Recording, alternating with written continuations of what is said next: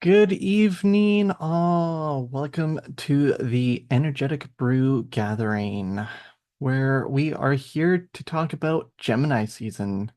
Generally, it is a we, but tonight Zane McFarlane, am running the show on my own.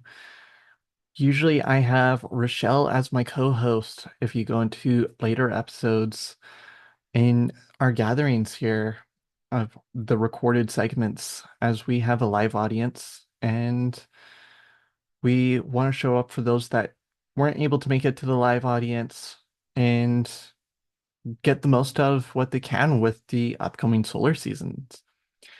And so I'm Zane, a rising Virgo, Sun Pisces, and a Capricorn moon, bringing more of a logical standpoint and earthy feel to those transits that are coming up for the solar season. Generally, I have my co-host here, Rochelle, giving the opposite perspective a little bit from the zodiac table, as she is a rising Pisces. And so she sits on the opposite side of the zodiac table. She's also coming from more of the feminine perspective, the yin perspective as well, where I come from more of the masculine and yang perspective. So we make a team on giving those duality perspectives to the astrological transits that are happening. So, as I was saying, tonight we are going to focus on Gemini season, the sun moving into Gemini, the full moon, new moon, and their interaction for this upcoming season. And then one big planetary movement that's going to happen during the season as well. So stay tuned for that. So without further ado, Gemini season. Gemini season is generally that communicative, wanting the to learn. As Gemini is symbolized by the twins, it's this piece of wanting that duality, that mixed kind of piece, but then also wanting to find everything, learn about everything. But it's the part of it is to really narrow down on how many things we're actually learning, because we can learn it all, but we need to limit it to about three or four of those things, as we may have seven or eight that we want to go and learn all at the same time, or things that we want to do at the same time.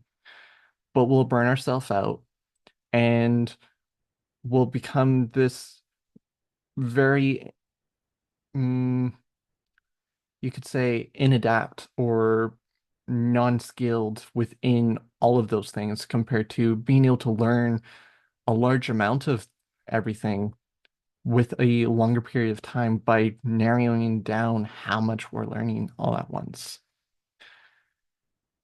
And Gemini sits in the third house for the collective. And the third house is that communication, that early learning, almost to that early stages of learning. And so, again, Gemini wants to ask those questions, get inquiry, the learning opportunities, and it's driven by intellect. The mind, as that's also the body association that Gemini has, is the mind, the nervous system, also our breath. So coming back to our breath also is a part of Gemini, as we'll get into a body tool later on to then help support our these astrological transits as well. And so once again, those key themes within Gemini season, the curiosity, duality, and adaptability, social interactions, finding more community, actually having conversations, the logic, the data, finding data within those learning opportunities through books, through the internet, again, shuffling through the internet within discretion. And some of these things that can come up with Gemini, the negative associations or the shadow side of Gemini, is the shadow communication or the shallow communication, not having that depth of conversation and only doing surface level things, overstimulation, and avoidance of emotional depth, as they might be that flaky piece. They may not want to fully envelop into a emotional connection. Overthinking, kind of tying into that overstimulation. Again, with the mind, finding too much in the mind. And so the navigations to move through this is mind mapping, journaling, having that breath work, connecting to our breath. And the ruling planet of Gemini is Mercury. Mercury is about communication. It's the planet of transactions and markets. And so there's this part of how do you communicate? Is it and exchange thoughts back and forth? As when we look at our personal chart, we can look at where Mercury is and give an insight of where our mind might be and where our main communication might strive and have a more of an impact per se. That extra desire of being able to talk. Even though I am stepping into my communication more and more, my Mercury sits in the sixth house of daily routines and daily action, but it also sits in Aquarius. So it adds this little bit of a extra flavor of the unusual conversations, the conversations that wouldn't want to be brought up necessarily all the time. So I that's how my Mercury shows up in communication. But then my Gemini sits in my 10th house because that's what we can do when the sun moves into a solar sign, is looking at our chart.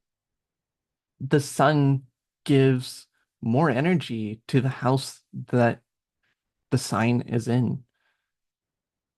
By looking at the chart, we can learn the area of life.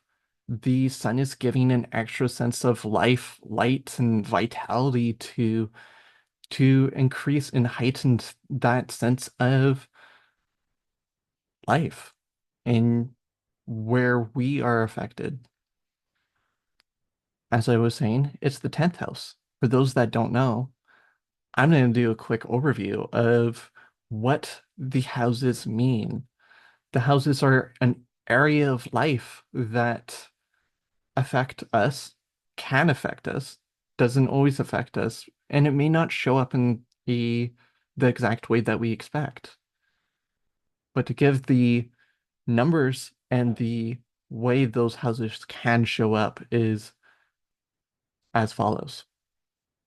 The first house is about the self and how you show up. The second is money and resources. The third is about communication, short travel, and education. This is where Gemini is at home, where Gemini is about. The fourth house is home and family. Fifth house is creativity and children. Sixth is health and daily routines. Seventh is relationships and contracts. Eighth is transformation and shared resources. It's also dreams are sit here. Eighth is travel and educational education once again, but deeper education. It's also where a little bit of spiritualness can kind of kick in and into into our life here. 10th is our career and goals. 11th is community and friends. 12th is karma and endings, health, subconscious. And so by looking at our chart, we can learn where the sun is lighting up for us in our life and what area of life this might be assisting with. Because when it shines in one house, it also reflects onto the opposite side of the house system as well, as each house kind of reflects itself. And so the sun is sitting in my 10th house, and the 10th house is career and goals. And if we kind of look at what's happening tonight, I'm here recording for the Energetic Brew and for myself, for Rochelle, and those that are wanting to learn those transits within bite-sized pieces in a manageable way, but then also having that body integration as well to those astrological transits that are happening. And so the astrology happens around us. We may not be in Gemini season as I'm recording this, as I am recording this on May 8th. So a few days, we're about a good week out of Gemini season, but still it's showing up ever so slightly. And so with this, take a look at your chart. Discover of where Gemini sits, as you might be seeing some changes coming up towards it, as Gemini is this mutable air sign, giving, and mutable energy is that part of slightly back and forth. The sense of we're about to move into something new, but we're still in the sense of something solid within the seasons, referring to the seasons here for a moment. In right now, for where I live, we're in spring and we're about to move into summer. And that sense of it's warm, but it's cold. It's getting warmer, and then it's still cold a little bit. But then once it moves into the sense of Cancer season, a cardinal sign, cardinals are about starting. And so there's that part of you may not see a consistent flow of go, go, go during Gemini season, but with it, you might have that sense of I want to learn everything all at once. And so you might get a go, go feeling from there. And so take a moment and return to your breath if you feel that energy coming up in you, and taking a moment to figure out what you want to learn and process of taking breaths as I'm doing within noticing that of, in a sense, telling myself to take a breath. So then I can communicate clearly, not run out of breath while I'm communicating here, and not feel rushed in the sense of I need to get this recording done in a certain amount of time. But with that, I do have a live audience here with me tonight. And so take that moment to look at your chart, and I will be back in a very quick moment for those in the recording, as I am going to check in with those that are live. So the one thing that I did forget during the sun season segment here of Gemini is when the sun is going to move into Gemini. And that will be May 20th to June 20th. That's when the sun will be in Gemini. So that's when it will be highlighting that area of life within the house system for you, depending on where it falls in your chart. For the collective, third house, that house of communication. And moving on to our next part of the what the moon is doing. Every month, every season, solar season, the moon always makes a new moon and a full moon within that season. As the moon goes through this 28-day cycle, sometimes 29, so it's about 28 and a half average. That'll go through the whole entire zodiac. And so it has enough time to make a new moon and a full moon. And the moon is about our emotions, our water within our bodies. It's also is the mother, and it has a yin energy to it, a feminine energy. And tonight we are talking about the new moon in Gemini right now. It's going to be happening on May 26th. It will be happening. And what about this new moon? What to focus on it? It's, well, in general, a new moon is the time to set intentions. This is how we can utilize the energy of the new moon is that fresh start, subtle inner planting, can be planting seeds possibly a little bit depending on where we are in the world and how it is kind of happening within our own personal environment. As here, we've started to plant a little bit here and there within the garden that we've been making during Taurus season. And bringing in that Gemini energy, though, with the new moon, the specific themes of Gemini are writing, speaking your intentions, and getting clear on your ideas. So with this new moon, refreshing of those ideas, getting getting a good start on the ideas and possibly making it, say you have a project that needs to be done and you haven't gotten much work done on it. Maybe those ideas are the part that needs to get worked on.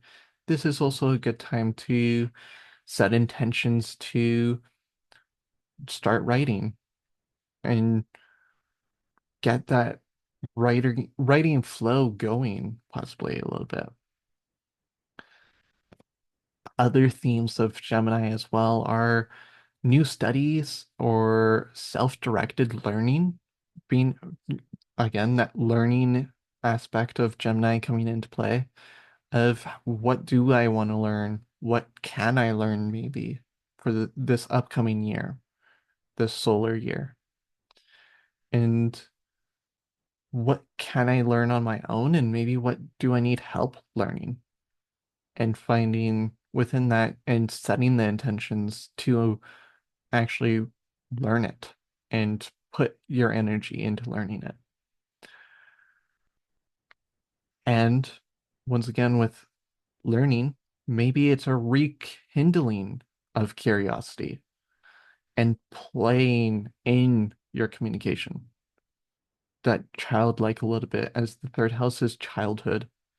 And so there's that sense of childhood coming into your own inner child once again and relighting that curiosity of what is there to learn? What do I want to learn? And actually asking questions and getting curious about things, even if the questions seem really simple or maybe put put in really put in words that sense of childlike, those childlike questions of why would you be asking that even though you're an adult?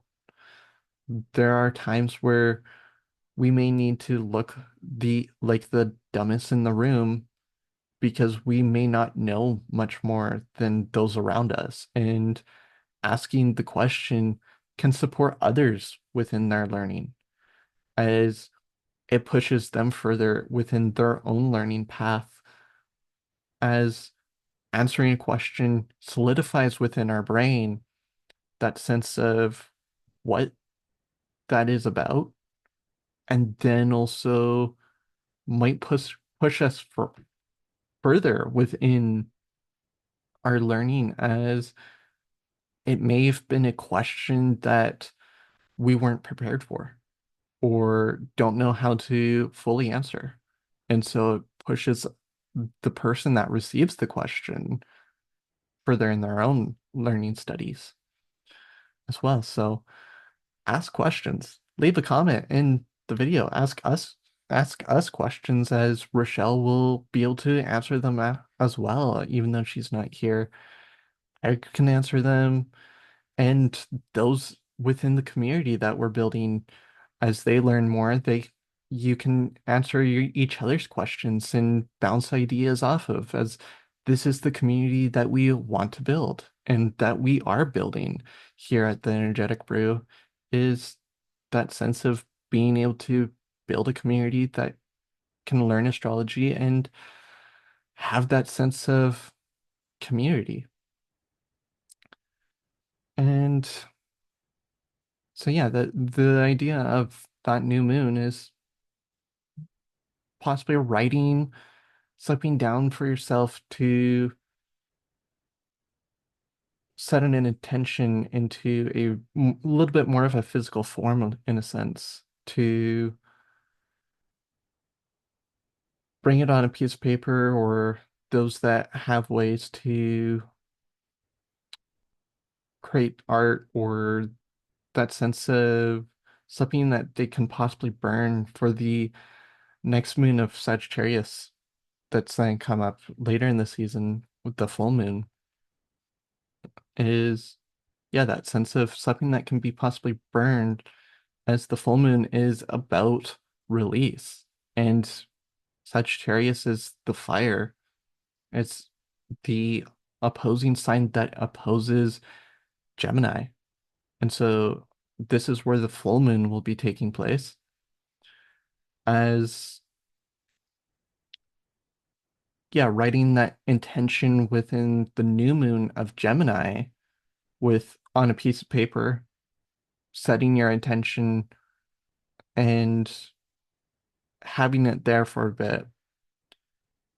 And then once the full moon comes around in Sagittarius, is to possibly have a ritual of having a controlled and small way to burn it, as for some, the burning season is coming to a close, or maybe don't live in an area that can burn.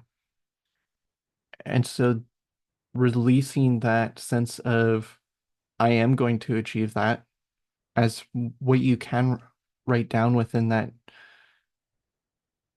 note of what you want to do within the Gemini new moon, is it could be an affirmation. So then you can have that sense of, I will, or I can, that sense of drive, the I am moving in that direction, to then burn that piece, so then the cosmos can hear it a little bit more, as Sagittarius is the sign, a fire sign. It's also that mutable, so that back and forth energy a little bit. And Sagittarius is about freedom, its beliefs, higher learning. So again, that increase of that learning capability from Gemini and taking it a little bit further. It's also long distance vision. So instead of the what's happening tomorrow, what's happening next month, or maybe even what's happening next year kind of vision. And Sagittarius is about searching for that truth beyond the facts. So discovering further a little bit more, and diving deeper into the learning that's going to be happening and the learning that can happen. But it can also have this side of things of being blunt and straight to the point a little bit, as that might be needed when we are in Gemini season, as we in Gemini season, the shadow side of Gemini might be that dancing around and wanting to avoid things possibly. And so the Sagittarius energy can help point that out and get straight to the point and be able to actually have those in-depth conversations. And so with the full moon, once again, in Sagittarius, it's about illumination, clarity, and truth revealing and revealing those truths.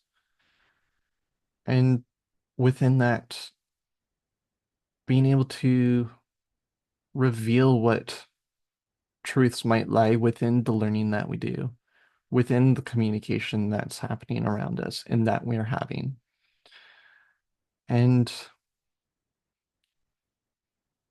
some other differences that can come up with Gemini and Sagittarius polarity is the micro versus macro, that small versus big, as Gemini is logic and Sagittarius is wisdom, local and global. That's back and forth of being able to look at the big picture, but what's also the small picture, and that sense of polarity of the Gemini and Sagittarius axis. And with that, when a full moon happens, the sun is opposing the moon, or they're kind of facing each other in astrology when we look at the astrology chart. So consider how Sagittarius moon might be escaping or going big. Well, the Gemini sun is focused on short-term connections, and that sense of, yeah, where is that sense of Sagittarius wanting to expand a little bit more, where Gemini might be a little bit more of that quick, short, I'm gonna do a little bit of this, a little bit of that, maybe that sense of a little bit of ADHD, a little bit in a sense, kind of feel. And within this full moon, to close off this little piece here within the full moon segment, is that burning practice of writing a belief that no longer serves you or that you believe, writing that down to release alongside what your new intention is, that new belief, that new new thought that you are moving towards with that new moon, as the new moon is before the full moon, as this full moon is happening on June 11th. And so, yeah, what beliefs maybe are keeping you small or stagnant? What truths are you ready to speak, even if they're uncomfortable? These are some possible ideas to help get that mind thinking of what beliefs might not be serving you, and you can release during this full moon that's coming up in Sagittarius. And once again, taking a look at your chart, knowing what maybe topics that might be a good thought to come in for setting your intentions, and what things might be the target, in a sense, to release when we come to the house system. In the collective, it's that idea of local, global, that short-term learning, that long-term learning, that the now and the future. Those are the collective energies within the house system that's happening. And so for those that have their chart, take some time to look at your chart, find out where that's happening. And if you don't have a chart, reach out. We can help out, and we can also dive deeper into that sense of where it is. And yeah, that sense of how the moon and the sun interaction can affect us as it goes kind of unnoticed, as it's such a short thing that happens, as the new moon, the full moon, whenever it happens, it only lasts a day, but the energy is there for a few days and sticks with us for a while. But it's such a quick in the now happens that, and it happens every month. So it's this sense of it happens so often we may not even notice that it's happening and how to interact it and integrate it so much into our life. And with that, I'm gonna take a pause on the recording here and check in with those that are live and support them within their integration of this information of how to work with the new moon and full moon that is happening within Gemini season. And for those that want to join us, there's openings to gatherings on Eventbrite, and I will be back in a moment with the recording after checking in with the live audience. So, the transit that we have here tonight that we are going to talk about is Saturn moving into Aries.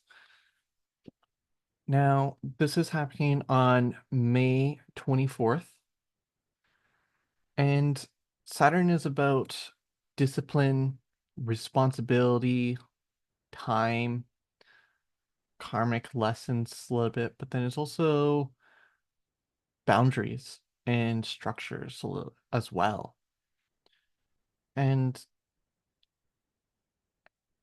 it tests foundations at times as well.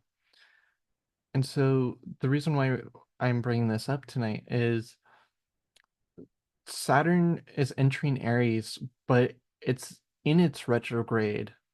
Well, it's in its shadow of its retrograde, and it's in a retrograde in Aries, and it's then return back to Pisces. The reason why I wanted to bring it up is for that exact point. And as with retrogrades, they can kind of catch us off sometimes as the planet's moving forwards in a outward expression, but then once it goes retrograde, it's returning to past points and that sense of reliving lessons a little bit or reviewing lessons.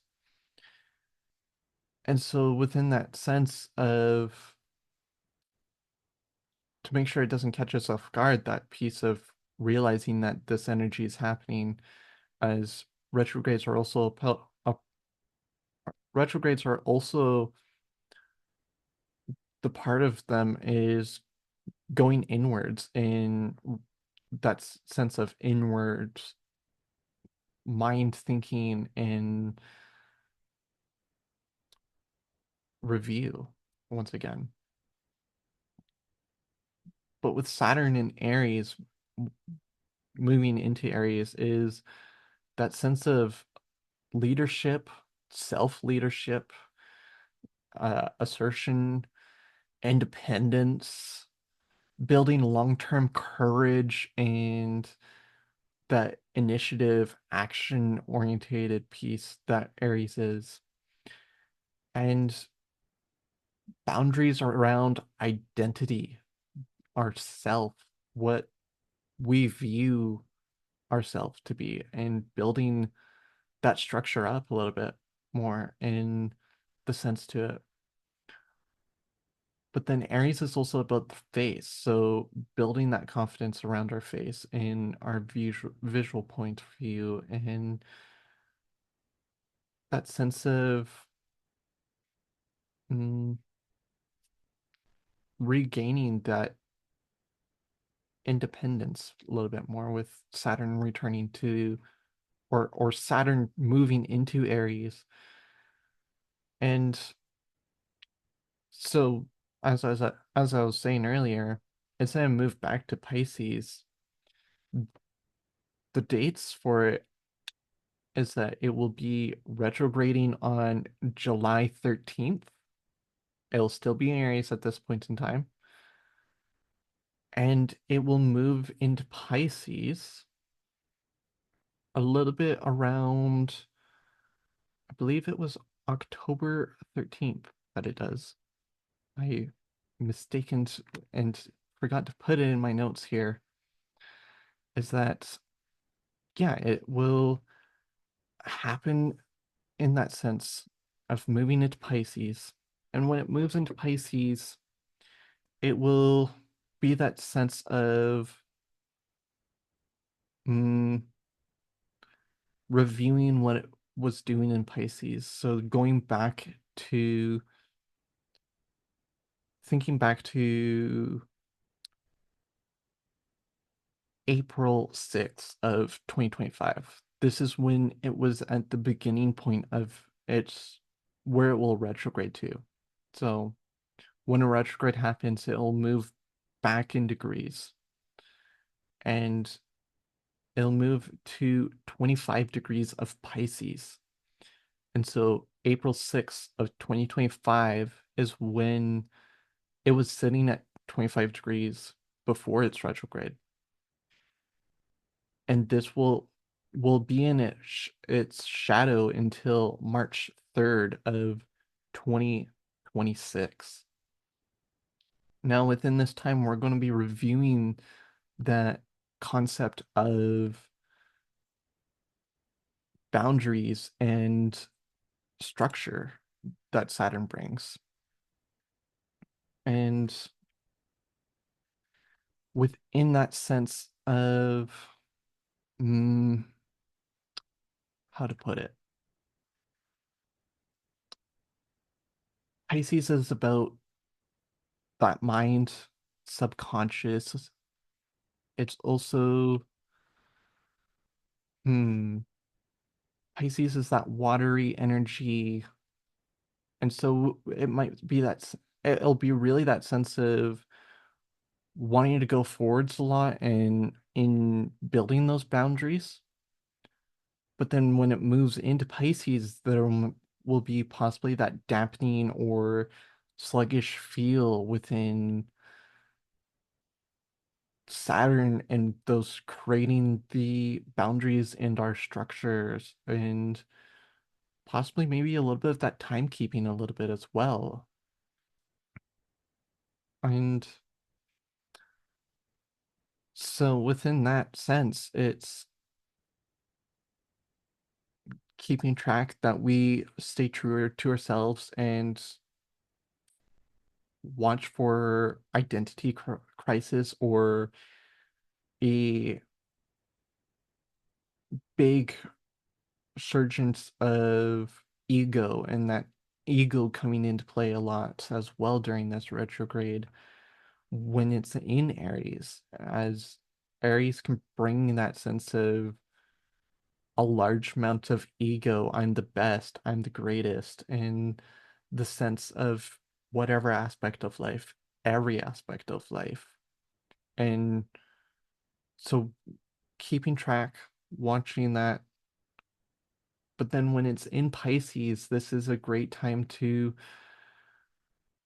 start cleaning up those karmatic lines and healing around the mind, within the sense of deep subconscious, as Pisces is that subconscious, but then also going further deeper into the mind and healing that sense of possibly past trauma and that sense of the mentally abused of slightly or being able to mm, clearing up that baggage that might be carried in the back of your mind, releasing that baggage. Also, energetic boundaries, setting those, finding where those lie within this retrograde as well, and spending time for that.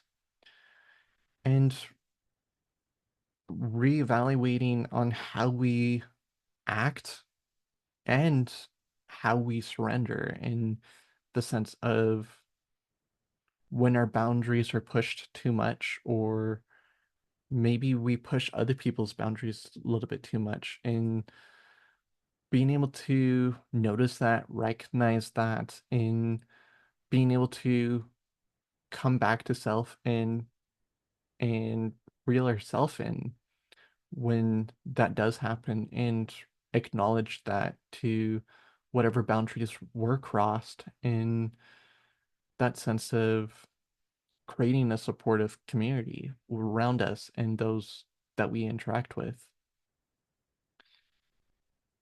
And so looking at that piece of how to work with this a little bit more is looking at where Aries and Pisces is within your chart once again, and finding that part of what area of life that can be affecting within your chart, your personal chart. As the collective, it'll be that house of self, that self identity, and the karmatic lines, the subconscious, the health, and returning the balance in a sense a little bit as well to those areas of life. And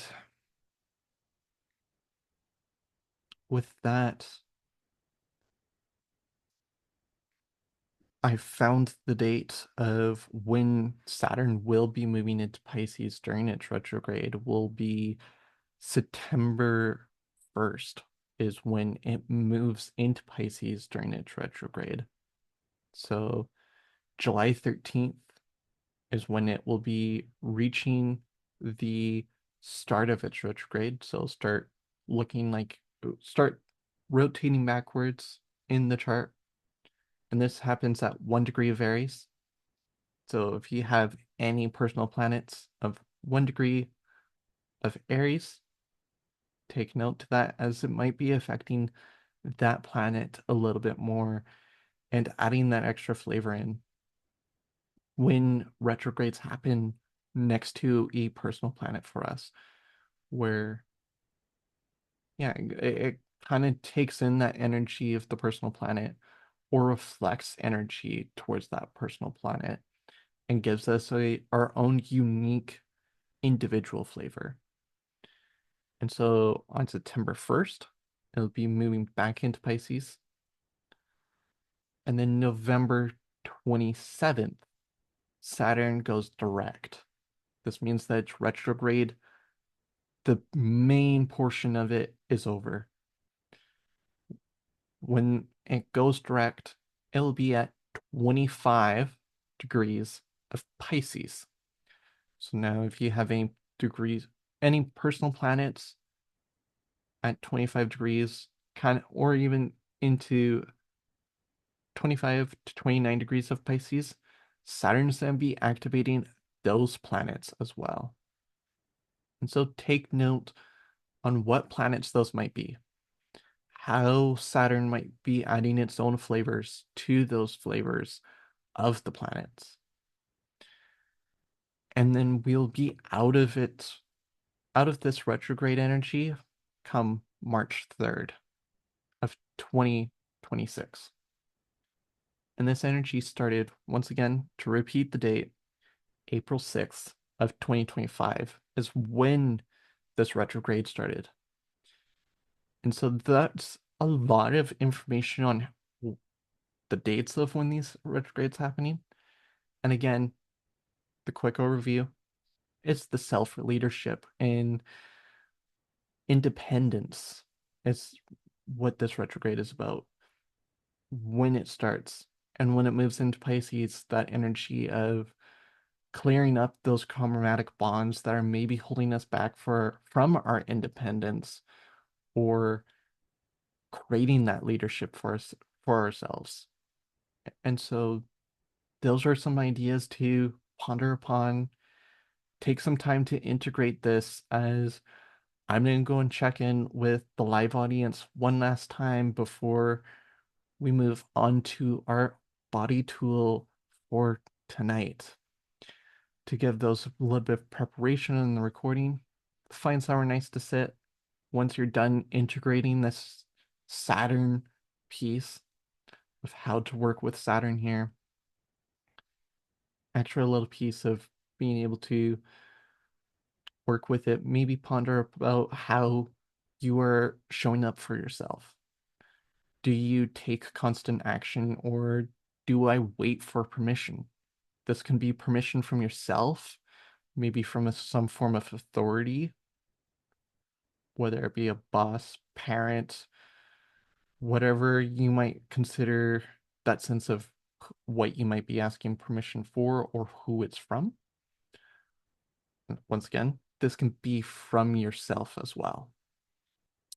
So, do you need that sense of permission, or do you take that action?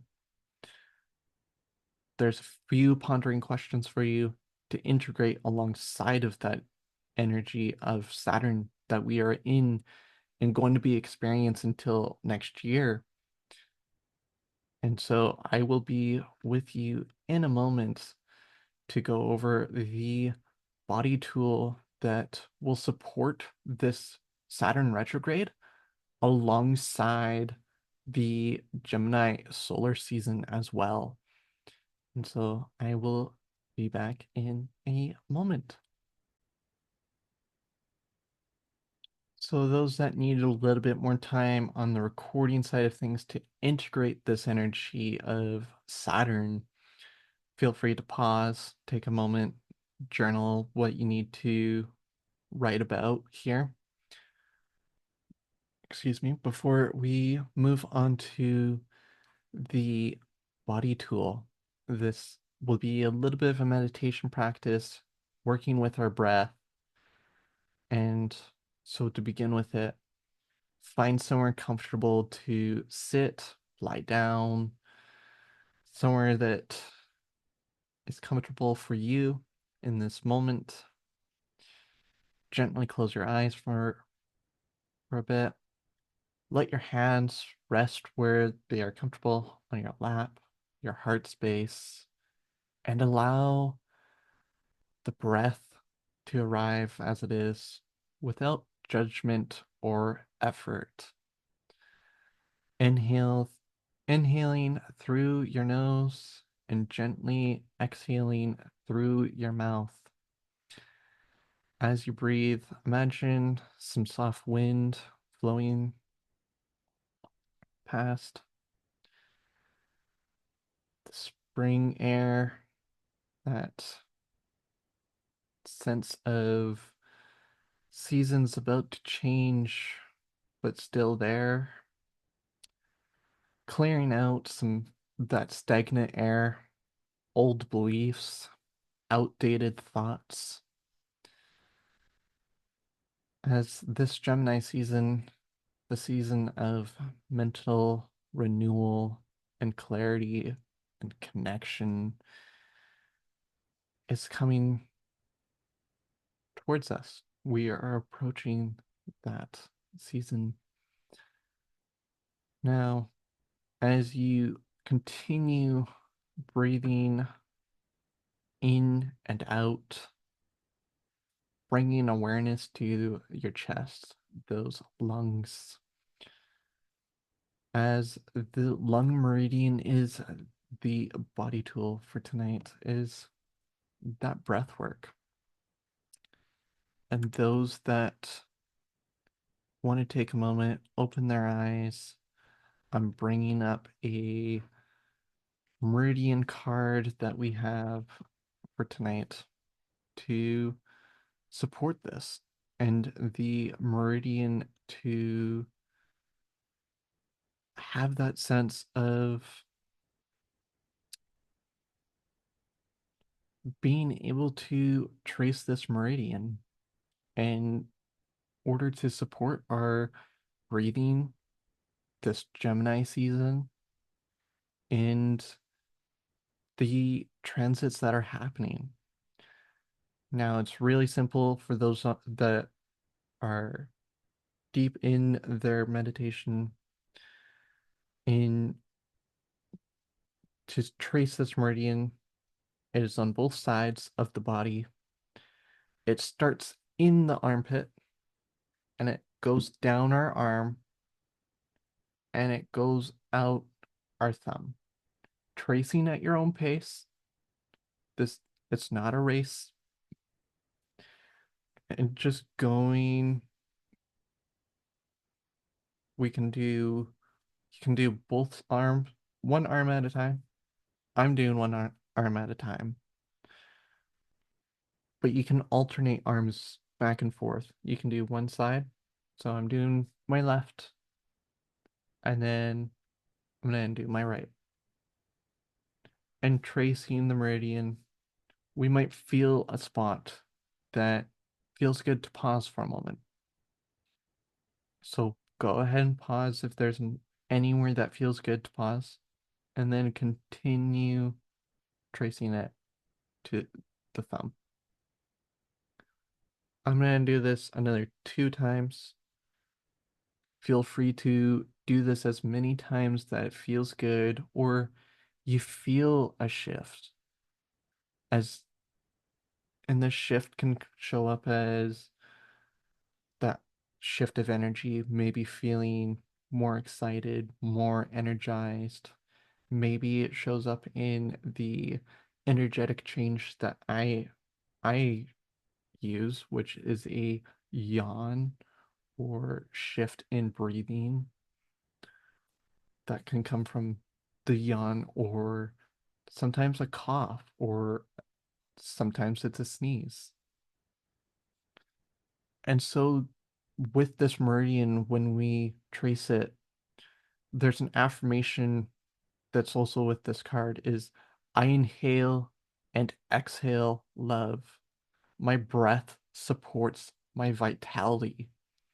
Now, while tracing this, we can say this affirmation to support the meridian even more and breathing in that love and exhaling it to support us in this Gemini season and to support us in our self identity and karmic bonds within the Saturn retrograde that's coming up. And so, with that piece of being able to step into our own power, breathing in that love, that vitality. Mm, taking a few extra breaths here. Go ahead and relax your arms again if you're still tracing the meridian and just notice your breath. How does your breath feel? Notice if it's shifted since we've started. Maybe you're breathing in more deeply. Maybe it's shallow. Notice if there's been some change. As no matter what change there is, change is good. Change shows us that we're not stuck, where we're flowing, we're becoming adaptable, being able to release what no longer serves us.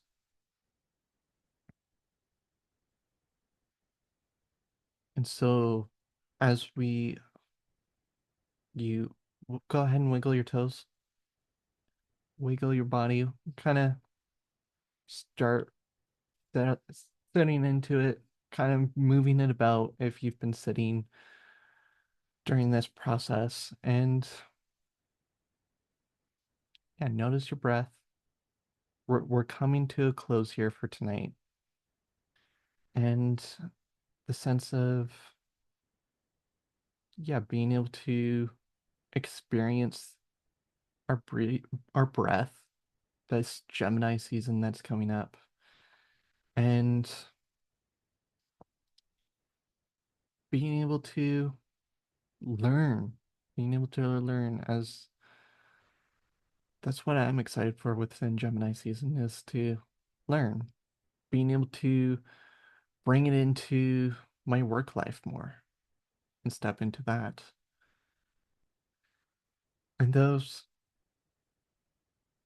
I'll sit here for a quick minute more for those to wiggle a little bit, wake up a little bit, as I appreciate those that showed up for here live, those that you, the viewer that is here for the replay. Thank you for showing up. Thank you for showing up for yourself and your own learning path of astrology and energy medicine that is here to support the astrological transits that are happening around us. And with that, brings us an end to tonight. Thank you for showing up once again. Those that want to show up live next time, that is happening June 12th. Check in the description. There'll be a link for Eventbrite to get your ticket, your spot, your place to come join this live community and see the in behind the scenes to what happens, the conversations that we have, and be able to ask us those live questions, be inquisitive, that being able to, yeah, get that in-person interaction. And those that are wanting to go even further in their astrological studies, we have a monthly membership where you get 2 mini readings and a body tool to support the transits, access to our partner ESP Wellness Learning Center, learning library, and the Brew Basic workbook, where this workbook gives you the 12 houses, the zodiac, and how to work with that energy. Also gives you a few diagrams on few extra pieces to the energetic brew where we go into numerology as well. As of tonight, we didn't really go into the numerology, but it's always there with us as, yeah, something that I'm still learning, integrating, and bringing in. And it's been an experience for me to record this all in one go and to support a live audience at the same time within this experience on my own. As when me and Rochelle started this out first time, didn't look anything like this. And with that, before I just continue going off into a story mode, I will end it off without going into the over chatty side of Gemini activating. Thank you for showing up. Like, subscribe, share it to those that you know will support them within their learning experience of the transits that are happening. With that, I will see you next time on June 12th, where we'll be live once again on Zoom. Until next time.